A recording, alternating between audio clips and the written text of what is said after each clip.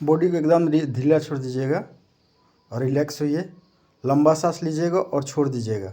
अभी आप देख सकते हैं इनका L4 L5 में नर्व बल किया हुआ है, इनको काफ़ी यहाँ सीवियर पेन होता होगा।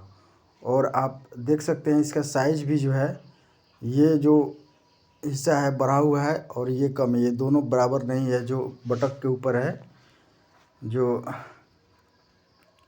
इसको देख सकते हैं, इसको एडजस्ट करते हैं। चलिए एक बार लंबा सांस लीजिएगा और छोड़िएगा। ओके, फिर एक बार लीजिएगा लंबा सांस, छोड़ दीजिएगा। Very nice.